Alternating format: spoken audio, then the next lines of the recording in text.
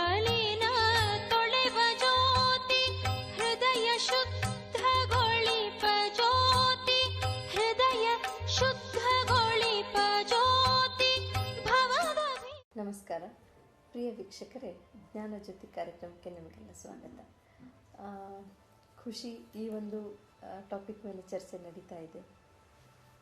ಈ ಮುಂಚೆ ನಾವು ಮಾತಾಡಿದ್ವಿ, ಸ್ಟ್ರೆಸ್ ಬಗ್ಗೆ ಒಂದು ಸ್ವಲ್ಪ ಡಿಸ್ಕಷನ್ ಬಂದಿತ್ತು. ಆದರೆ ನಾವು ಖುಷಿಯಾಗಿರ್ಬೇಕಂದಾಗ ಎಲ್ಲೋ ಒಂದು ಯೋಚನೆ ಬರುತ್ತೆ, ಒಂದು ರೆಸ್ಪಾನ್ಸಿಬಿಲಿಟಿ ಬರುತ್ತೆ. ಎಲ್ಲೋ ಒಂದು ಕಡೆ ಒಂದು ಯೋಚನೆ ಬರ್ಬೋದು, ಒಂದು ಕೆಲಸ ಬರ್ಬೋದು, ಒಂದು ರೆಸ್ಪಾನ್ಸಿಬಿಲಿಟಿ ಬರ್ಬೋದು. ಅದೆಲ್ಲ ಬಂದ ತಕ್ಷಣ ಅದೆಲ್ಲ ಹಾಲ್ಟ್ ಆಗಿಬಿಡುತ್ತೆ. ನಾವು ಅಂದ್ಕೊಂಡಿರೋದು ಆಗದೆ ಇದ್ದಾಗ ಒಂಥರ ಸ್ಟ್ರೆಸ್ ಬರುತ್ತೆ. ಆಮೇಲೆ ಎಲ್ಲೋ ಒಂದು ಕಡೆ ನಮ್ಗೆ ಈ ಅನಿಸಿಕೆನೂ ಇದೆ, ಸ್ವಲ್ಪ ಮಟ್ಟಿಗೆ ಸ್ಟ್ರೆಸ್ ಅವಶ್ಯಕತೆ ಇದೆ. ಮಕ್ಕಳು ಒಳ್ಳೆಯ ಸ್ಕೂಲಲ್ಲಿ ಒಂದು ಒಳ್ಳೆಯ ಪರ್ಫಾರ್ಮೆನ್ಸ್ ಮಾಡಬೇಕು ಅಂದರೆ ಸ್ವಲ್ಪ ಸ್ಟ್ರೆಸ್ ಬೇಕು. ಸೊ ಇದೆಲ್ಲ ಸ್ಟ್ರೆಸ್ ಇರುವಾಗ ನಾವು ಖಂಡಿತವಾಗಿ ಖುಷಿಯಿಂದ ಇರ್ತೀವಿ ಅಂತ ನನಗೆ ಅನಿಸಲ್ಲ. ಆದರೆ ಖುಷಿ ನ್ಯಾಚುರಲ್ ಅಂತ ನಾವು ಅನ್ಕೋತೀವಿ. ಸೊ ಎಲ್ಲೋ ಇದು ಕನ್ಫ್ಯೂಷನ್ ತುಂಬಾ ಆಗ್ತಾ ಇದೆ. ಅದೆಲ್ಲ ಕನ್ಫ್ಯೂಷನನ್ನು ದೂರ ಮಾಡಲಿಕ್ಕೆ ಮತ್ತೆ ನಮ್ಮ ಜೊತೆಗೆ ಬಂದಿದ್ದಾರೆ ಬ್ರಹ್ಮಕುಮಾರಿ ಪ್ರತಿಭಾ ಅವರು. ಬನ್ನಿ, ಅವರಿಗೆ ಸ್ವಾಗತ ಮಾಡೋಣ. ನಮಸ್ಕಾರ. ಜ್ಞಾನ ಜ್ಯೋತಿ ಕಾರ್ಯಕ್ರಮಕ್ಕೆ ನಿಮಗೆ ಸ್ವಾಗತ. ಈ ಹಿಂದೆ ಸಾಕಷ್ಟೆಲ್ಲ ವಿಷಯ ನಮಗೆ ತಿಳಿಸ್ಕೊಟ್ರಿ. ಆದರೆ ಇವತ್ತು ನಾನು ತೊಗೊಂಬಂದಿದ್ದು ಒಂದು ಪ್ರಶ್ನೆ ಅಂತಂದರೆ, ಸ್ಟ್ರೆಸ್ ಈಗ ಎಷ್ಟಾಗಿದೆ ಅಂದರೆ it's a part of our life, common. ಅದಿಲ್ಲ ಅಂದರೆ ಈ ಮುಂಚೆ ಹೇಳಿದ್ವಲ್ಲ, ಇವ್ರಿಗೇನು ಸ್ಟ್ರೆಸ್ಸೇ ಇಲ್ವಾ? ಸೊ ಇಲ್ಲ ಅಂದರೆ ಒಂದು ದೊಡ್ಡ ಕ್ವಶನ್ ಮಾರ್ಕ್. ಅಂದರೆ ಅದೇ ಒಂದು ಅಬ್ನಾರ್ಮಲ್ ಅನ್ನುವಂಥ ಒಂದು ಪೊಸಿಷನ್ಗೆ ನಾವೆಲ್ಲ ಬಂದಿದ್ದೀವಿ. ಆಮೇಲೆ ಸ್ಟ್ರೆಸ್ ಇದ್ದಾಗ ನಾವು ಎಷ್ಟು ಮಟ್ಟಿಗೆ ಖುಷಿಯಿಂದ ಇರ್ಲಿಕ್ಕೆ ಸಾಧ್ಯ? ಸ್ಟ್ರೆಸ್ ಇವತ್ತು ಕಾಮನ್ ಅನ್ನೋ ರೀತಿಯಲ್ಲಿ ಜನ ಇದನ್ನು ಭಾಳ ಈಸಿ ತೊಗೊಂಡಿದ್ದಾರೆ. ಅಂದರೆ ಸಮ್ ಬಿಟ್ ಆಫ್ ಸ್ಟ್ರೆಸ್ ಅವಶ್ಯಕತೆ ಇದೆ ಅಂತ, ಅಥವಾ ಸ್ಟ್ರೆಸ್ ಇರೋದೇನೆ ಅದು ಇದ್ದೇ ಇರುತ್ತೆ ಅಂತ, ಅಥವಾ ಪ್ರೆಷರ್, ಸ್ಟ್ರೆಸ್ ಎಲ್ಲ ಇದ್ದೇ ಇರುತ್ತೆ. ಬಟ್ ಇಲ್ಲ ನೋಡಿ, ಸ್ಟ್ರೆಸ್ ಅಂದ ತಕ್ಷಣ ಅದನ್ನು ನಾವು ಡಿಫೈನ್ ಮಾಡೋಕ್ಕೆ ಹೋದರೆ, actually stress has come to tell you that you need a change. Stress ನಮಗೇನು ಸಂದೇಶ ಕೊಡ್ತಾ ಇದೆ ಅಂತಂದರೆ, ಯು ನೀಡ್ ಅ ಚೇಂಜ್ ಅಂತ. ಅಂದರೆ ಹೇಗೆ ಶರೀರದಲ್ಲೆಲ್ಲೋ ಒಂದು ಕಡೆಗೆ ನನಗೆ ನೋವಾಯಿತು ಅಂತಂದರೆ, ಆ ನೋವು ಏನು ಹೇಳ್ತಾ ಇದೆ, you take some rest or you medicate, you do something for this ಅಂತ. ಅದೇ ರೀತಿ ನಾವು ಅದ್ರ ಕಡೆ ಗಮನ ಕೊಡಲಿಲ್ಲ ಅಂದರೆ ಅದು ಯಾವ ಮಟ್ಟಕ್ಕೂ ಹೋಗ್ಬೋದು. ಹಾಗೆಯೇ ಇವತ್ತು ಸ್ಟ್ರೆಸ್ ಕೂಡ ನಮಗಿದ್ದೇ ಸಂದೇಶ ಕೊಡ್ತಾ ಇದೆ, ನೀನೆಲ್ಲೋ ಚೇಂಜ್ ಆಗಬೇಕಾಗಿದೆ, ಎಲ್ಲೋ ಸ್ವಲ್ಪ ಚೇಂಜಸ್ ಮಾಡ್ಕೋಬೇಕು, ಪರಿವರ್ತನೆ ಮಾಡ್ಕೊಳ್ಬೇಕು ಅಂತ ಈ ಸಂದೇಶ ಮುಖ್ಯವಾಗಿ ಸಾರ್ತಾ ಇದೆ. ನೀವು ಹೇಳ್ತೀರಿ ಸ್ಟ್ರೆಸ್ ನಮಗೆಲ್ಲೋ ಸಿಗ್ನಲ್ ಕೊಡ್ತಾ ಇದೆ ಅಂತೇಳಿ. ಬಟ್ ಆ ಸಿಗ್ನಲ್ ಹೇಗೆ ನಾವು ತಿಳ್ಕೋಬೇಕು? ಯಾವ ಥರ, like we don't get any light ಥರ ಬರೋದಾಗಲಿ ಆ ಥರ ಏನೂ ಇರಲ್ಲ. ಹೌ ವಿ ಕ್ಯಾನ್ ಅಂಡರ್ಸ್ಟ್ಯಾಂಡ್, ಈ ಸ್ಟ್ರೆಸ್ ನಮಗೇನು ಸಿಗ್ನಲ್ ಕೊಡ್ತಾ ಇದೆ, ಇದನ್ನು ನಾವು ಸ್ಟಾಪ್ ಮಾಡಬೇಕು ಅಂತ ಹೇಳಿ ಹೇಗೆ ನಮ್ಗೆ ಗೊತ್ತಾಗಬೇಕು? ನೋಡಿರಿ, ಸ್ಟ್ರೆಸ್ಸಿನ ಅನೇಕ ಲಕ್ಷಣಗಳಿವೆ. ಶಾರೀರಿಕ ಲಕ್ಷಣ, ಮಾನಸಿಕ ಲಕ್ಷಣ. ನಮ್ಮಲ್ಲಿ ಸ್ಟ್ರೆಸ್ ಅಥವಾ ಒತ್ತಡ ಬಂದಾಗ actually we can't accept anything. ಸ್ಟ್ರೆಸ್ಸನ್ನು ದೂರ ಮಾಡಬೇಕು ಅಂದರೆ we have to learn to accept. Acceptance is the first. ಅಂದರೆ if I am not able to accept, ಈಗ ಮಳೆ ಬರ್ತಾ ಇದೆ, ಮಳೆನ ನಾನು ಅಕ್ಸೆಪ್ಟ್ ಮಾಡ್ತಾ ಇಲ್ಲ.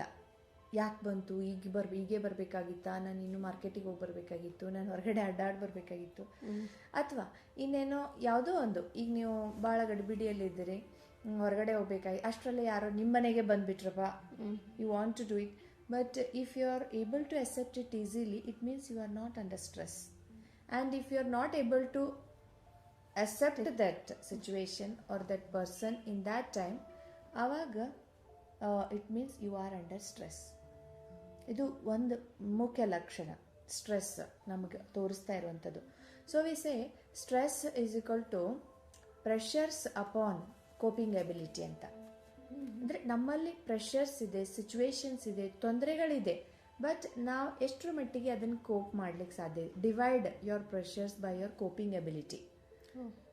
ನೀವು ನಿಮ್ಮ ಕೋಪಿಂಗ್ ಎಬಿಲಿಟಿ ಅಂದರೆ ಮನಸ್ಸಿನ ಶಕ್ತಿ, ಸ್ಟ್ರೆಂತ್, ನಮ್ಮ ವಿಲ್ ಪವರ್ ಅಥವಾ ಆ ಶಕ್ತಿಯನ್ನು, ಮನೋಬಲವನ್ನು ನಾವು ನಮ್ಮ ಪರಿಸ್ಥಿತಿಗಳ ಜೊತೆಗೆ ಡಿವೈಡ್ ಮಾಡಿದಾಗ ಅದರ ಆನ್ಸರ್ ರಿಸಲ್ಟ್ ನೋಡಿದಾಗ it will stress. But if my coping ability is high, and my pressures ನನ್ನ ಸೊ ಹಿಯರ್ ಸ್ಟ್ರೆಸ್ ಕಡಿಮೆ ಆಗಬೇಕು ಅಂದರೆ ನಾನು ಕೋಪಿಂಗ್ ಎಬಿಲಿಟಿಯನ್ನು ನಾನು ಇನ್ಕ್ರೀಸ್ ಎರಡು ಡೈರೆಕ್ಟ್ಲಿ ಪ್ರಪೋರ್ಷನಲ್ ಇದ್ದಾವೆ. ಯಾವಾಗ ಕೋಪಿಂಗ್ ಇಂಡೈರೆಕ್ಟ್ಲಿ ಪ್ರಪೋರ್ಷನ್ ಯಾವಾಗ ಕೋಪಿಂಗ್ ಎಬಿಲಿಟಿ ಜಾಸ್ತಿ ಆಗುತ್ತೆ ಸ್ಟ್ರೆಸ್ ಕಡಿಮೆ ಆಗುತ್ತೆ. ಯಾವಾಗ ಆ ಎಬಿಲಿಟೀಸ್ ಕಡಿಮೆ ಮಾಡ್ಕೋತೀವಿ ಆವಾಗ ಜಾಸ್ತಿ. ಹಾಂ, ಸೊ ನಾವು ಆಗಲೇ ಇನ್ನು ಬೇರೆ ಬೇರೆ ಎಪಿಸೋಡ್ಸ್ಗಳಲ್ಲಿ ಆ್ಯಕ್ಚುಲಿ ಮಾತಾಡೋದ್ವಲ್ಲ, ಇಮೋಷ್ನಲ್ ಹೆಲ್ತ್ ಮತ್ತು ನಾವು ಮೆಂಟಲ್ ಹೆಲ್ತ್ ಇದೆಲ್ಲ ಬೇಕು. ಇಲ್ಲ ಅಂತಂದರೆ ನಮ್ಮ ಶರೀರ ಮೇಲೂ ಕೂಡ ಸ್ಟ್ರೆಸ್ಸಿನ ಪರಿಣಾಮಗಳು ನ್ಯಾಚುರಲಿ ಆಗ್ತಾನೆ ಇರುತ್ತೆ. ಸೊ ಸ್ಟ್ರೆಸ್ ಈ ರೀತಿಯಾಗಿ ನಾವು ಚಿಕ್ಕದಿದೆ ಏನು ಸಿಂಪಲ್ ಅಂತ ನಾವು ಹಾಗೇ ಅದನ್ನು ಅಲುಗಳೆಯೋಗಿಲ್ಲ ಅಂತ. ನಾವು ಅಲುಗಳಿತಾ ಹೋದ್ವಿ ಅಂತಂದರೆ somewhere it is again affecting on my performance. ಆಗ ನನ್ನ ಪರ್ಫಾರ್ಮೆನ್ಸ್ ಕಡಿಮೆ ಆದಾಗ ಮತ್ತೆ ಪುನಃ ಅದೇ ಸ್ಟ್ರೆಸ್ ನನಗಾಗುತ್ತೆ ವಾಪಸ್. ಮತ್ತು ಅದೊಂದು ಸೈಕಲಲ್ಲಿ ನಾವು ಸಿಕ್ಕಾಕೊಳ್ತಾ ಇದ್ದೀವಿ. But somewhere we have to come out also. ಎಲ್ಲಾದರೂ ಒಂದು ಕಡೆ ಹೊರಗೆ ಬರಲೇಬೇಕಲ್ಲ. ಆ ಸರ್ಕಲಲ್ಲಿ ನಾವು ಸಿಕ್ಕಾಕೊಳ್ತಾ ಇದ್ದೀವಿ ಅಂದಾಗ ಆ ಹೊರಗೆ ಬರಬೇಕು ಅಂತಂದ್ರೆ I have to look into my own self. ಈ ಸ್ಟ್ರೆಸ್ ಅನ್ನೋದೇನಿದೆ ಇಟ್ ಈಸ್ ಅಫೆಕ್ಟಿಂಗ್ ಎಲ್ಲ ಏಜ್ ಗ್ರೂಪ್ನವ್ರಿಗೂ ಅದು ಅಫೆಕ್ಟ್ ಮಾಡ್ತಾ ಇದೆ. ಎಲ್ಲ ಒಂದು ಸೋಷಿಯಲ್ ಬ್ಯಾಕ್ಗ್ರೌಂಡ್ ಇದ್ದವ್ರಿಗೂ ಅದು ಅಫೆಕ್ಟ್ ಮಾಡ್ತಾ ಇದೆ. ಮುಂಚೆ ಇಷ್ಟಿತ್ತಿಲ್ಲೋ ಗೊತ್ತಿಲ್ಲ, ಬಟ್ ಒಂದು ಮಾತ್ರ ಶ್ಯೂರ್ ಇದೆ, ನಾವು ಮಕ್ಕಳಾಗಿರುವಾಗ ಸ್ಕೂಲ್ಗೆ ಹೋಗಬೇಕಾದ್ರೆ ಈಗಿನ ಮಕ್ಕಳದಷ್ಟು ಸ್ಟ್ರೆಸ್ ನಮಗಿಲ್ಲ. ಹೌದೌದು. ಯಾಕಂದರೆ ಈಗ ನಾವೇನೋ ಸ್ಟ್ರೆಸ್ನಲ್ಲಿದ್ದೀವಿ, ನಮ್ಮ ವರ್ಕಿಂಗ್ ಆ ಥರ ಈ ಥರ, ಬಟ್ ಮಕ್ಕಳಿಗೇನು ಅವರು ಮಕ್ಕಳೇ ನಾವು ಮಕ್ಕಳಿದ್ದಾಗಿಂದನೇ ಇತ್ತು. ಸೊ ಯಾಕೆ ಇಷ್ಟೊಂದು ಡಿಫ್ರೆನ್ಸ್ ಆಗ್ತಾ ಇದೆ? ಮಕ್ಕಳಿಗೂ ಕೂಡ ಈಗ ಸ್ಟ್ರೆಸ್ ಆಗಿದೆ, ಅದು ಸತ್ಯ. ಯಾಕಂದ್ರೆ ನಾವು ಸ್ಕೂಲಿಗೆ ಹೋಗುವಾಗ ಇಷ್ಟೊಂದು ಸ್ಟ್ರೆಸ್ ಯಾಕಿರ್ತದೆ, ಮೇನ್ಲಿ ದರ್ ವಾಸ್ ಲೆಸ್ ಅಂದರೆ ಕಾಂಪಿಟಿಷನ್ ಯಾವತ್ತೂ ಜಗತ್ತಿನಲ್ಲಿ ಇತ್ತೋ ಇರಲಿಲ್ವೋ ಅದು different, but the way it is looked at ಅದು ಚೇಂಜ್ ಆಗಿದೆ, ತುಂಬ ಚೇಂಜ್ ಆಗಿದೆ. ಯಾಕಂದರೆ ನಾವು ಭಾಳ ಚಿಕ್ಕ ಒಂದು ಕಥೆಯನ್ನು ನಾವು ಇಲ್ಲಿ ನೆನಪಿಸ್ಕೋಬೋದು. Even a small child in India knows this story, hare and tortoise story. ಅಂದರೆ ಹೇರ್ ಆ್ಯಂಡ್ ಟೋಟಾಯ್ಸ್ ಆಮೆ ಮತ್ತು ಮೊಲದ ಕಥೆಯನ್ನು ಕೇಳಿದ್ದೀವಿ ನಾವು. ಎಲ್ಲಿವರೆಗೆ ಕೇಳಿದ್ದೀವಿ ಅಂತಂದರೆ ಆ ಆಮೆ ಸ್ಲೋ ಆಗಿ ಹೋಗಿನೂ ತನ್ನ ಗುರಿಯನ್ನು ತಲುಪುತ್ತೆ ಫಸ್ಟ್ ರೌಂಡಲ್ಲಿ. ಆ್ಯಂಡ್ ಟೋಟಾಯ್ಸ್ ಆ ಮೊಲ ಏನಿದೆಯೋ ಅದು ತನ್ನ ಸೋಲುತ್ತೆ. ಯಾಕೆ ಸೋಲ್ತದಂತಂದರೆ ಅದು ಅಭಿಮಾನದಲ್ಲಿ ಬಂದು ಓವರ್ ಕಾನ್ಫಿಡೆನ್ಸ್, ನಾನು ಗೆಲ್ತೀನಿ, ಮಲ್ಕೊಂಡ್ರು ಪರವಾಗಿಲ್ಲ ಅಂತ. ಬಟ್ ಇದು ಸ್ಟೋರಿ ನಾವು ಮುಂದುವರಿಸಿದಾಗ ಸೆಕೆಂಡ್ ರೌಂಡ್ ಬಯಸುತ್ತೆ ಮೊಲ, ಇನ್ನೊಂದು ಸೆಕೆಂಡ್ ರೌಂಡ್ ರೇಸ್ ಇಡೋಣ ಅಂತ. ಬಿಕಾಸ್ ಅದು ಸೋತಿರೋದನ್ನ ಮನಸ್ಸು ಒಪ್ಪಕ್ಕಾಗಲ್ಲ. ಸೊ ಟೋಟಾಯ್ಸ್ ಓಕೆ ಅಂತ. ಅದೇ ಸೇಮ್ ಇದರಲ್ಲಿ ಟ್ರ್ಯಾಕಲ್ಲಿ ಅವ್ರು ಇನ್ನೊಂದು ಸಾರಿ ಹೋದಾಗ ಮೊಲ ಈ ಸಾರಿ ಬಹಳ ಕಾನ್ಷಿಯಸ್ ಆಗಿ ಓವರ್ ಕಾನ್ಫಿಡೆಂಟ್ ಆಗದೆ ತಾನು ಹೋಗಿ ತನ್ನ ಗುರಿಯನ್ನು ಮುಟ್ಟಿನೇ ರೆಸ್ಟ್ ತೊಗೊಳತ್ತೆ. ಟೋಟಾಯ್ಸ್ ಸೋಲ್ತದೆ ನ್ಯಾಚುರಲಿ. ಆ್ಯಂಡ್ ಟೋಟಾಯ್ಸಿಗೆ ಈ ಸಾರಿ ಒಪ್ಪಕ್ಕಾಗಲ್ಲ ನಾನು ಸೋತೆ ಅನ್ನೋದನ್ನು. ಸೊ ಅಂದರೆ ಅದು ಇನ್ನೊಂದು ಸಾರಿಗೆ ಇಲ್ಲಿ ನಾವು ಮಾಡೋಣ ರೇಸ್ ಅಂತ. But this time I am going to determine the track ಅಂತ ಹೇಳ್ತದೆ. ಯಾವ ಟ್ರ್ಯಾಕಲ್ಲಿ ನಾವು ರೇಸ್ ಇಡೋದು ಅದನ್ನು ನಾನು ಡಿಟರ್ಮೈನ್ ಮಾಡ್ತೀನಿ, ನಾ ಫಿಕ್ಸ್ ಮಾಡ್ತೀನಿ. ಓಕೆ ಅಂತ ಹೇಳುತ್ತೆ ಮೊಲ. ಆವಾಗ ಆ ಮೊಲ ಓಡಿ ಓಡಿ ಓಡಿ ಅಲ್ಲೆಲ್ಲಿ ಹೋಗಿ ನಿಲ್ಲಬೇಕಾಗ್ತದೆ ಒಂದು ಜಾಗದಲ್ಲಿ. ಅದು ಯಾವ ಜಾಗ ಅಂತಂದರೆ ನದಿಯ ಈಚೆ. ಹಾಂ, ಅವಾಗ ಈಚೆ ನಿಂತಾಗ ಅವಾಗ ಟೋಟಾಯ್ಸ್ ಬಂದು ಅದು ಎಷ್ಟು ಫಾಸ್ಟ್ ಹೋದ್ರೂ ಅಲ್ಲಿ ನಿಲ್ಬೇಕಾಯ್ತು. ದೆನ್ ಆಫ್ಟರ್ವರ್ಡ್ಸ್ ಮೊಲ ಬಂದು ಅದನ್ನು ಕ್ರಾಸ್ ಮಾಡಿ ಟೋಟಾಯ್ಸ್ ಬಂದು ಅದನ್ನು ಕ್ರಾಸ್ ಮಾಡಿ ಆಚೆ ಹೋಗಿ ಫಸ್ಟ್ ಬರುತ್ತೆ. ಆಮೇಲೆ ಮೊಲಕ್ಕೆ ಸುಮ್ಮನೆ ಇರೋಕ್ಕಾಗಲ್ಲ. So they say both of us think that once again will have to have a race. ಅದಕ್ಕೆ ಅವರು ಇನ್ನೊಂದು ಸಾರಿ ರೇಸ್ ಇಟ್ಟು ಆಮೇಲೆ ಮೊಲ ಓಡಿ ಹೋಗಿ ಅಲ್ಲಿ ನಿಂತ್ಕೊಳ್ಳುತ್ತೆ. ಟೋಟಾಯ್ಸ್ ಬರುತ್ತೆ. ಟೋಟಾಯ್ಸ್ ಆ ಮೊಲವನ್ನು ತನ್ನ ಬೆನ್ನ ಮೇಲೆ ಕೂಡಿಸ್ಕೊಂಡು ಇಬ್ಬರು, ಅಂದರೆ here it is a win situation. But ಈಗ ಇಷ್ಟು ಸ್ಟ್ರೆಸ್ ಆಗೋಕ್ಕೆ ಕಾರಣ ಏನು ಅಂತಂದರೆ ಸಿಚುವೇಶನ್ ಕೂಡ ಚೇಂಜ್ ಆಗಿದೆ. I want to win, you should, if I want to win you should lose ಅಂತ. ಹೌದು, ನಾನು ಗೆಲ್ಲಬೇಕು, ನಾನು ಫಸ್ಟ್ ಬರಬೇಕು ಅಂತಂದರೆ ನೀವು ಬರಬಾರ್ದು ಅನ್ನೋ ಹಾಗೆ ಈಗ ಸಿಚುವೇಶನ್ ಇದೆ. But actually we have to change this into win situation. I win, you win. ನಾನು ಗೆಲ್ತೀನಿ, ನೀವು ಗೆಲ್ರಿ, ನಾನು ಸೋಲ್ತ್ರೇ ನೀವು ಗೆದ್ದಂಗಂತ ಈ ಒಂದು ನೆಗೆಟಿವ್ ಭಾವನೆ ಯಾಕೆ? ಅದಕ್ಕಾಗಿ ಇಲ್ಲಿ ನೋಡಿ, ಈ ಸ್ಟೋರಿಯಲ್ಲೂ ಕೂಡ ಫಸ್ಟ್ ಟೈಮ್ ಏನಿದೆ ದ್ಯಾಟ್ ಅಂದರೆ ಅವ್ರಿಗೆ ಓವರ್ ಕಾನ್ಫಿಡೆನ್ಸ್ ಇತ್ತು. ಸೆಕೆಂಡ್ ಟೈಮ್ ಇನ್ನೊಬ್ಬರ ಎದುರಾಳಿಯ ಕಮ್ಜೋರಿ ಏನು ಅನ್ನೋದು ಗೊತ್ತಾಯಿತು, ಕುಂದುಕೊರತೆಗಳು. ಇನ್ ಥರ್ಡ್ ಟೈಮ್ ಏನಿದೆ ಇಲ್ಲಿ ಆ ನನ್ನ ಎದುರಾಳಿಯ ಕಮ್ಜೋರಿ ಏನು ಅನ್ನೋದು ಇದಕ್ಕೆ ಗೊತ್ತಾಯಿತು. But fourth time they thought that both of us will win, this we have to. ಇಲ್ಲ ಅಂದರೆ ನಾವು ಯಾವಾಗಲೂ ಇನ್ನೊಬ್ಬರ ಕಮ್ಜೋರಿಗಳನ್ನು, ಕುಂದು ಕೊರತೆಗಳನ್ನು ಎಳೆದು, ಅಂದರೆ if I want to feel great, if I want to feel great, it is not necessary to say that ಅವರು ಹಂಗೆ ರೀ, ನಿಮಗೆ ಗೊತ್ತಿಲ್ಲ, ಅವ್ರ ಬಗ್ಗೆ ನೀವು ಹೇಳ್ತಾ ಇದ್ದೀರಿ, ನನಗೆ ಗೊತ್ತ್ರಿ ಅವ್ರು ಹೇಗಿದ್ದಾರೆ ನನಗೆ ಕೇಳ್ರಿ ಅಂತ. ಈ ಥರ ನಾವು ಮಾಡಬೇಕು ಅಂತ ಇಲ್ಲ. ಆ್ಯಕ್ಚುಲಿ ಮಕ್ಕಳಲ್ಲೂ ಕೂಡ ಈ ಥರದ ಸ್ಟ್ರೆಸ್ ಕ್ರಿಯೇಟ್ ಆಗೋದಕ್ಕೆ ಏನು ಕಾರಣ ಅಂದರೆ, ಇವತ್ತು ಏನು ಕಾಂಪಿಟಿಷನ್ ಏನು ಬೆಳೀತಾ ಇದೆಯಲ್ಲ, ಈ ಕಾಂಪಿಟೇಷನಲ್ಲಿ ನಾವೆಲ್ಲ ಸ್ಕೂಲಿಗೆ ಹೋಗುವಾಗ there was no need of interview something. ನಮ್ಮ ತಂದೆ ತಾಯಿ ಹೋಗಿ ಅಡ್ಮಿಷನ್ ಮಾಡಿ ಬರ್ತಿದ್ರು, ನಡೀತಿತ್ತು. ಬಟ್ ಈಗ ಮಕ್ಕಳಿಗೂ ಇಂಟರ್ವ್ಯೂ, ತಂದೆ ತಾಯಿಗೂ ಇಂಟರ್ವ್ಯೂ, ಅಂದರೆ ಎವ್ರಿ ಟೈಮ್ ತಂದೆ ತಾಯಿ ಪ್ರೆಷರ್ ಮಕ್ಕಳ ಮೇಲೆ, ಮಕ್ಕಳಿಗೂ ಕೂಡ ಪ್ರೆಷರ್. ನಾನು ಇಲ್ಲಿ ಸರಿಯಾಗಿ ಹೇಳದೆ ಹೋದರೆ ಎಷ್ಟೋ ಥರ. ಇನ್ನು ಬೇರೆ ಥರನೂ ಇದೆ ಈ ಸಣ್ಣ ವಯಸ್ಸಿನಲ್ಲಿ.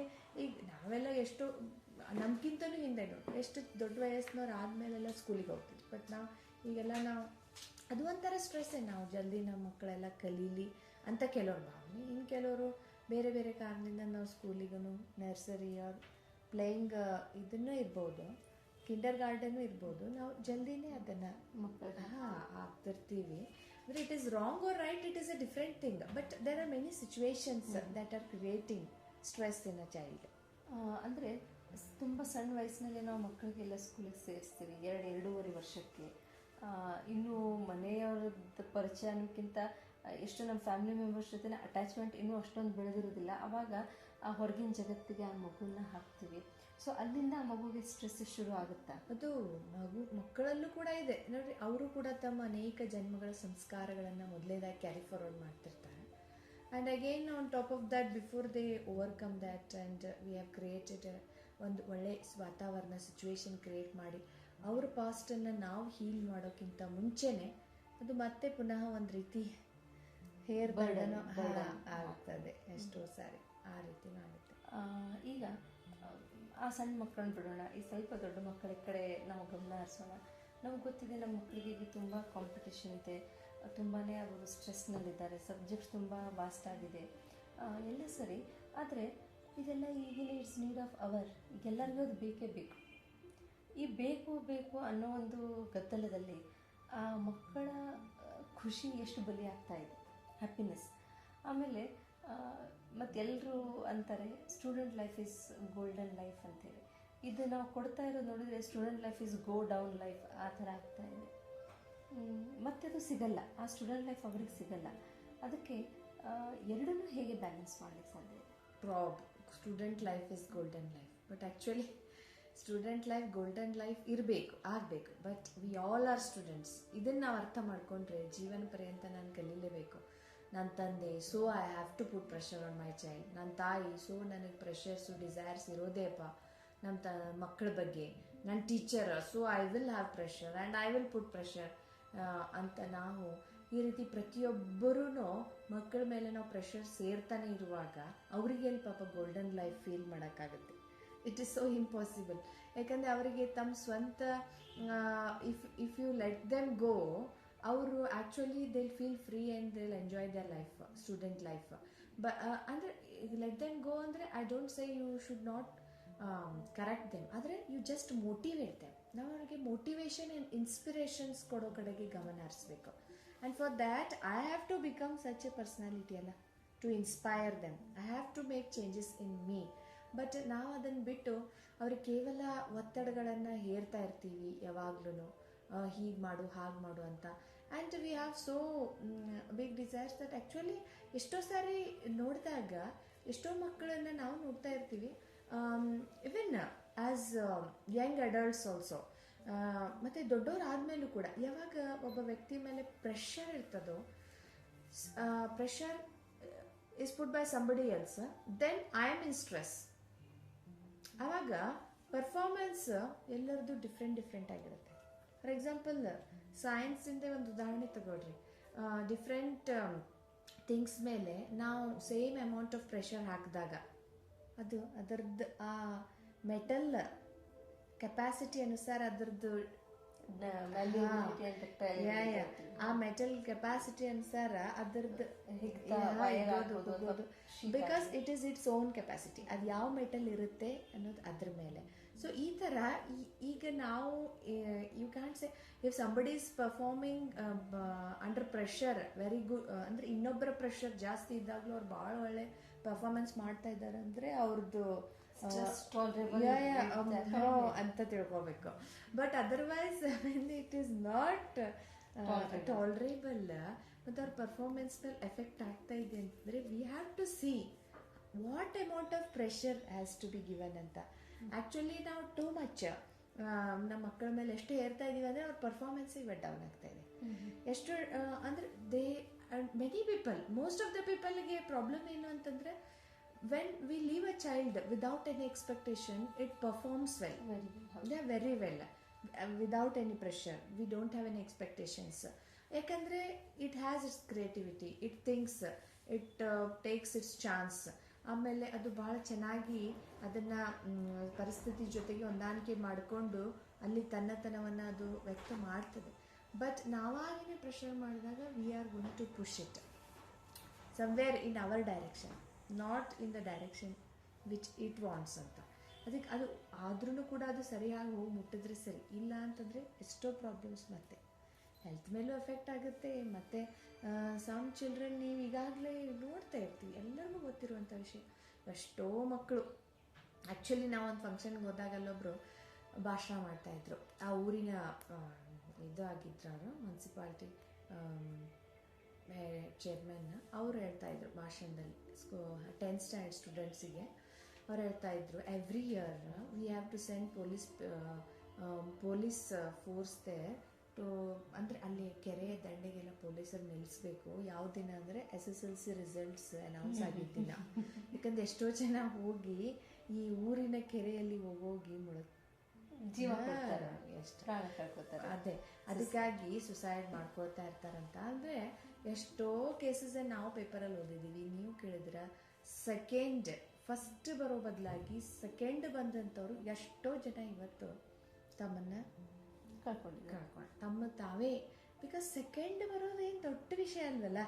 ಆ್ಯಕ್ಚುಲಿ ಫಸ್ಟ್ ಬರೋ ಬದಲಾಗಿ ಜಸ್ಟ್ ಕೆಲವು 1-2 ಮಾರ್ಕ್ಸಿಂದ ಅಂದರೆ ಸೆಕೆಂಡ್ ಅಂದರೆ ನೀವು ವಿಚಾರ ಮಾಡ್ಬೋದು ಇಷ್ಟರಲ್ಲಿಯೇ ಆ ಮಗುವಿನಲ್ಲಿ ಎಷ್ಟು ಕೆಪಾಸಿಟಿ ಇದೆ ಅಂತ, ಎಷ್ಟು ಪ್ರೆಷರ್ಸನ್ನು ನಾವು ಬಿಲ್ಡಪ್ ಮಾಡಿದ್ದೀವಿ ಅಥವಾ ಅದು ತಾನು ಬಿಲ್ಡಪ್ ಮಾಡ್ಕೊಡೋದು. Even sometimes the child also has that, ನಾನು ಬರಬೇಕು, ನಾನು ಬರಲ್ಲ, ತಂದೆ ತಾಯಿನೇ ಪ್ರೆಷರ್ ಮಾಡ್ತಾರಂತಲ್ಲ.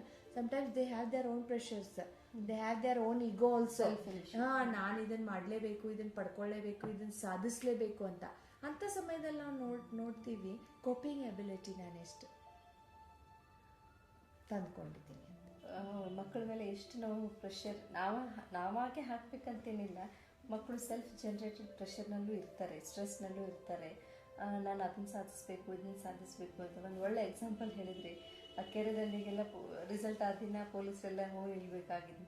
ಡೆಫಿನೆಟ್ಲಿ ನಾವು ನ್ಯೂಸ್ ಪೇಪರ್ ನೋಡಿದರೆ, TV ನೋಡಿದರೆ, ರಿಸಲ್ಟ್ ಆದ ಮೊದಲನೇ ನೆಕ್ಸ್ಟ್ ಡೇ ನಾವು ನೋಡ್ತೀವಿ ಅಲ್ಲಿ ಒಂದು ಮಗು ಅಥವಾ ಒಂದು ಹುಡುಗ ಒಂದು ಹುಡುಗಿ ಜೀವ ಕಳ್ಕೊಂಡ್ರು, ಆ ಥರ ಇದೆ. ಸರಿ, ಇದು ನಾವು ಸ್ಟ್ರೆಸ್ ಇನ್ ಚಿಲ್ಡ್ರನ್ ನೋಡಿದ್ದೆ. ಈಗ ಇನ್ ರಿಲೇಷನ್ಸ್ನಲ್ಲೂ ಸ್ಟ್ರೆಸ್ ಬರುತ್ತೆ. ಗಂಡ ಹೆಂಡತಿ ನಡುವೆ ಪ್ರೀತಿ ಇದೆ, ವಿಶ್ವಾಸ ಇದೆ, ಬಟ್ ಅನ್ನೋನ್ ಸ್ಟ್ರೆಸ್ ಅಲ್ಲೇ ಎಲ್ಲ ಇದೆ ಗಂಡ ಹೆಂಡತಿ ನಡುವೆ, ಆದರೆ ಖುಷಿ ಇಲ್ಲ. There is no happiness. ಇವ್ರು ಏನು ಅನ್ಕೋತಾರೆ ಅಂತೇಳಿ ಅವರಿಗೆ, ಅವ್ರೇನು ಅನ್ಕೋತಾರಂತೆ ಇವರಿಗೆ, ಈ ಥರದೊಂದು ಸ್ಟ್ರೆಸ್. ಆಮೇಲೆ ಆ ಫ್ಯಾಮಿಲಿನಲ್ಲೇ ಅಡ್ಜಸ್ಟ್ಮೆಂಟ್ ಆಗ್ತಿರೋದಂತ ಒಂದು ಮದುವೆ ಆದ ಹುಡುಗಿಗೆ ನಾನು ಒಂದು ಎಕ್ಸಾಂಪಲ್ ಕೊಡೋದು. ಫ್ಯಾಮಿಲಿಗೆ ಹೋಗ್ತಾಳೆ, ಎಲ್ಲರೂ ಹೊಸೊಬ್ಬರು, ಅಲ್ಲಿ ಅಡ್ಜಸ್ಟ್ ಆಗ್ತಿರುವಂಥ ಒಂದು ಸ್ಟ್ರೆಸ್ನಲ್ಲಿ ಮದುವೆ ಆಗೋ ಹೊಸದ್ರಲ್ಲಿ ಎಷ್ಟು ಖುಷಿಯಿಂದ ಇರಬೇಕು, ಆ ಖುಷಿಯೆಲ್ಲ ನೆಲಸವಾಗಿ ಹೋಗುತ್ತೆ. ಇವಾಗ ಏನು ನೋಡಿ, ಫ್ಯಾಮ್ಲಿಯಲ್ಲಿ ಹಸ್ಬೆಂಡ್ ಆ್ಯಂಡ್ ವೈಫ್ ಮಧ್ಯದಲ್ಲಾಗಲಿ, ಅತ್ತೆ ಸೊಸೆ ಮಧ್ಯದಲ್ಲಾಗಲಿ, ತಂದೆ ತಾಯಿ ಮಕ್ಕಳ ಮಧ್ಯದಲ್ಲಾಗಲಿ ಎಷ್ಟೋ ಈ ಥರದ ಸ್ಟ್ರೆಸ್ಸಿನ ವಾತಾವರಣ ಕ್ರಿಯೇಟ್ ಆಗ್ತಾಯಿದೆ. ಅರ್ಥ ಖುಷಿ ಇಲ್ಲ ಅಂದರೆ ಮತ್ತು ಅದರ ನೆಗೆಟಿವ್ ಸ್ಟ್ರೆಸ್ ಇದ್ದೇ ಇರುತ್ತೆ. Something has to be there. So ಅದು ಯಾಕೆ ಅಂತಂದರೆ we all had come in the family seeing something good of each other. When you selected a person, ನಾವು ನ್ಯಾಚುರಲಿ ಅವ್ರ ಕೆಟ್ಟದ್ದನ್ನು ನೋಡಿ ಅವ್ರನ್ನ ಸೆಲೆಕ್ಷನ್ ಮಾಡಿರಲ್ಲ, ಅವರಲ್ಲಿದ್ದದ್ದನ್ನು ಒಳ್ಳೆಯದನ್ನು ನೋಡಿನೇ ನಾವು ಸೆಲೆಕ್ಟ್ ಮಾಡಿರ್ತೀವಿ. ನಾವು ಚೂಸ್ ಮಾಡಿರುವಂಥ ವ್ಯಕ್ತಿನೇ ವಿ ವಾಂಟ್. ಸಮ್ಟೈಮ್ಸ್ ಇನ್ನೊಬ್ರು ನಮಗೋಸ್ಕರ ಚೂಸ್ ಮಾಡಿರ್ತಾರೆ, ಬಟ್ ನೀವು ಅಕ್ಸೆಪ್ಟ್ ಮಾಡ್ಕೊಂಡಿರ್ತೀರಿ. But still in this case also, and even if you are not accepted it is forcefully also, ಏನು ಸ್ಟ್ರೆಸ್ ಯಾಕಿಷ್ಟು why there is no happiness ಅಂತಂದರೆ, ಆಫ್ಟರ್ವರ್ಡ್ಸ್ ನಾವು ಇನ್ನೊಬ್ಬರ ಬರೀ ಕಮಜೋರಿಗಳನ್ನ, ಕುಂದು ಕೊರತೆಗಳೇ ನಮಗೆ ಜಾಸ್ತಿ ಕಾಣಕ್ಕೆ ಶುರುವಾಗಿ we start blaming each other. ಬರೀ ನಾವು ಇನ್ನೊಬ್ಬರನ್ನ ನೀನು ಹಾಗೆ ಮಾಡಿದೆ ಅದಕ್ಕೆ ಹಿಂಗಾಯಿತು, ಅವರು ನೀನು ಹಿಂಗೆ ಮಾಡಿದೆ ಅದಕ್ಕೆ ಹಿಂಗಾಯಿತು, ಅದನ್ನೇ ನಾವು ಜಾಸ್ತಿ ಮಾಡೋದು. ಅಂದರೆ ನಾನು ಇಷ್ಟೆಲ್ಲ ಮಾಡಿದೆ, ನಾನು ಇಷ್ಟೆಲ್ಲ ನಿಮಗೋಸ್ಕರ ಮಾಡಿದ್ದೀನಿ, ನೀವೇನು ಮಾಡಿದ್ರಿ ಅಂತ ಅವರು, ಅಥವಾ ನೀವೇನಾದರೂ ತಪ್ಪು ಮಾಡಿದ್ರಿ ಅಂತಂದರೆ ಅವ್ರು ಅದನ್ನು ಎತ್ತೆತ್ತಿ ತೋರಿಸೋದು, ಅಥವಾ ಅವ್ರೇನಾದರೂ ನಿಮ್ಗಿಂತ ದೊಡ್ಡ ತಪ್ಪು ಮಾಡಿದ್ರೆ ಮೊದಲು ನಿನ್ನ ನೋಡ್ಕೋ, ನಾನು ಇಷ್ಟೇ ಚಿಕ್ಕದು ಮಾಡಿದ್ದೀನಿ, ನೀನು ಎಷ್ಟು ದೊಡ್ಡದು ಮಾಡಿದೆ ಅಂತ ನಿಂದು ನೋಡ್ಕೋ. ಈ ಟೈಪ್ ಇವು ಜಾಸ್ತಿ ಆಗಿಬಿಟ್ಟಾಗ there is no place for happiness, there is no place to remove the pain. ಮೊದಲೇ ಅವರು ತಪ್ಪು ಮಾಡಿದವ್ರಿಗೆ ನೋವು ಆಗ್ತಾ ಇರುತ್ತೆ, and on top of that ನಾವು ಅದನ್ನು ಎತ್ತಿ ತೋರಿಸಿ ನಾವು ಇನ್ನಷ್ಟು ಒಬ್ರಿಗೊಬ್ರು ಬರೀ ಬ್ಲೇಮ್ ಮಾಡೋದು, ಒಬ್ರಿಗೊಬ್ರು ಅಪವಾದ ಕೊಡೋದು, ಇವೆಲ್ಲ ಬೆಳೀತಾ ಹೋಗೋ ಕಾರಣದಿಂದ ಅದು ಸ್ಟ್ರೆಸ್ ರಿಲೇಷನ್ಶಿಪ್ಪಲ್ಲಿ ಉಳಿಯೋದು ಮತ್ತು ಬೆಳೀತಾನೆ. ಇನ್ನೊಂದು ನಾವು ಈಗ ಗಂಡ ಹೆಂಡತಿ ಸಂಬಂಧ ಬಂದಾಗ ಇನ್ನೊಂದು ವಿಷಯ ಇತ್ತಿತ್ತಲಾಗಿ ತುಂಬ ಕಾಮನ್ ಆಗಿರೋದಂದರೆ, ಮೊದಲೇ ಗಂಡ ಹೆಂಡತಿಗೆ ಭೇಟಿ ಸರಿಯಾಗಿ ಆಗಲ್ಲ. ಯಾಕಂದರೆ ಇಬ್ಬರು ವರ್ಕಿಂಗ್, ಇಬ್ಬರು ತಮ್ಮ ಕೆಲಸ, ಒಬ್ಬರು ಟೈಮ್ ಟೇಬಲ್ ಇನ್ನೊಂದು, ಇನ್ನೊಬ್ರು ಟೈಮ್ ಟೇಬಲ್ ಇನ್ನೊಂದು, ಒಬ್ರು ಬರೋದಕ್ಕೆ ಇನ್ನೊಬ್ರು ಹೋಗ್ತಾರೆ. ಈ ಖೋ ಆಡೋದ್ರ ಥರ, ನಾ ಬಂದೆ ನೀನು ಹೋಗೋ ಅನ್ನೋ ಥರ. ಸೊ ಎಲ್ಲ ಇದೆ, ದುಡ್ಡು ಸಾಕಷ್ಟಿದೆ, ಒಳ್ಳೆ ಮನೆ ಇದೆ, ಎಲ್ಲ ಇದೆ. ಆದರೆ ಇಬ್ಬರ ನಡುವೆ ಕಮ್ಯುನಿಕೇಷನ್ ಇಲ್ಲ. ಆ ಕಮ್ಯುನಿಕೇಷನ್ ಇಲ್ಲಾರ್ದೇ ನನ್ನ ಅವಶ್ಯಕತೆ ಇವ್ರಿಗೆ ಇಲ್ವೇನೋ, ಈ ಥರ ಒಂದು ಸ್ಟ್ರೆಸ್. ಈ ಸ್ಟ್ರೆಸ್ಸಿಂದ ಇಬ್ರಿಗೂ ಒಬ್ರಿಗೊಬ್ರು ಅವಶ್ಯಕತೆ ಇದೆ, ಅಂಡರ್ಸ್ಟ್ಯಾಂಡ್ ಆಗೋಷ್ಟೊತ್ತಿಗೆ ಅಲ್ಲಿ ದುಃಖ ದೊಡ್ಡ ಮನೆ ಮಾಡ್ಕೊಂಡಿದೆ. So you have the question and answer both. Communication ಇಲ್ಲದಕ್ಕೆ ಇಷ್ಟ ಆಗಿದೆ ಅಂದರೆ ನಾವು ಕಮ್ಯುನಿಕೇಷನ್ ಮಾಡಬೇಕು ಅಂತ. ಟೈಮ್ ಇಲ್ಲ, ಕಮ್ಯುನಿಕೇಟ್ ಮಾಡಬೇಕಂದ್ರೆ we have to take time ಅಲ್ಲ. For some things we have to take time, ಊಟ ಮಾಡೋಕ್ಕೆ, ತಿನ್ನೋಕ್ಕೆ, ಕುಡಿಯೋಕ್ಕೆ. ಬಟ್ ಆ್ಯಕ್ಚುಲಿ ಇನ್ನೊಂದು ಏನು ಗೊತ್ತಾ, we can give quality time also. Quality time ಅಂದರೆ ಒಬ್ಬ ವ್ಯಕ್ತಿಗೆ ನಾವು ಬಹಳಷ್ಟು 1 ಗಂಟೆಗಟ್ಟಲೆ ಕೂತ್ಕೊಂಡು ಮಾತಾಡಿದ್ರೇ ನಮ್ಮ ಬಗ್ಗೆ ಏನೋ ಪ್ರೀತಿ ಭಾವನೆ ಇದೆ ಅಂತ ಇದೊಂದು ತಪ್ಪು ಕಲ್ಪನೆ ಇತ್ತು ಅಂತಂದ್ರೂ, ಕೆಲವು ಸಾರಿಗೆ ನಾವು ಸಮಯ, ಸಂದರ್ಭ, ವ್ಯಕ್ತಿ, ಪರಿಸ್ಥಿತಿ, ಸ್ಥಾನ ನೋಡಿದಾಗ in they are very very busy schedule, even if they remember your birthday and wish you also, it is great thing ಅಲ್ಲ.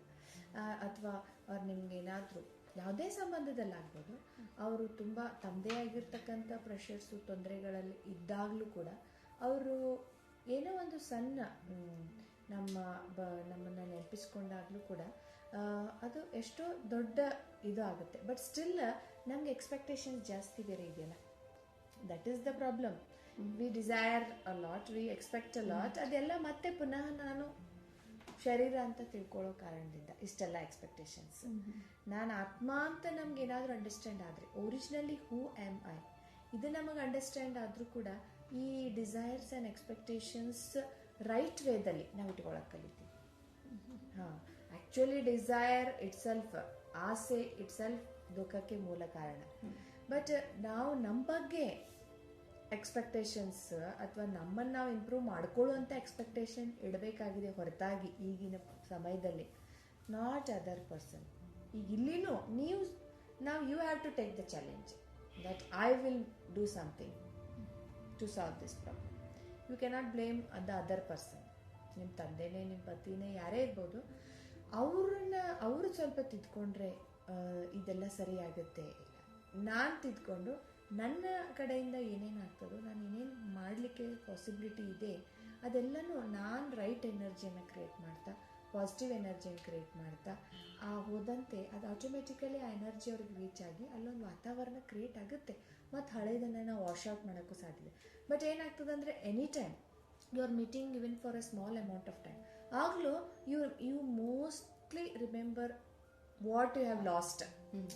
ಇಷ್ಟು ಟೈಮ್ ನಾವು ಭೇಟಿನೇ ಆಗಿಲ್ಲ, ಸಿಗಲೇ ಇಲ್ಲ, ಇವ್ರಿಗೆ ನಂಗೆ ಟೈಮ್ ಕೊಡಲ್ಲ. ಬಟ್ ನೀವು ಈ ಪ್ರೆಸೆಂಟ್ ಮೂಮೆಂಟಲ್ಲಿ ಏನು ಭೇಟಿ ಆಗಿದ್ದೀವಿ ಆ ಮೂಮೆಂಟನ್ನು ನಾವು ಒಳ್ಳೆ ಮಾತುಗಳನ್ನು ಎಂಜಾಯ್ ಮಾಡೋದಂದ್ರೆ ನಾವು ಅವ್ರಿಗೆ ಪಾಸಿಟಿವ್ ಎನರ್ಜಿ ಕೊಡಬೇಕು, ಒಳ್ಳೆ ಮಾತುಗಳನ್ನು ಹೇಳಬೇಕು.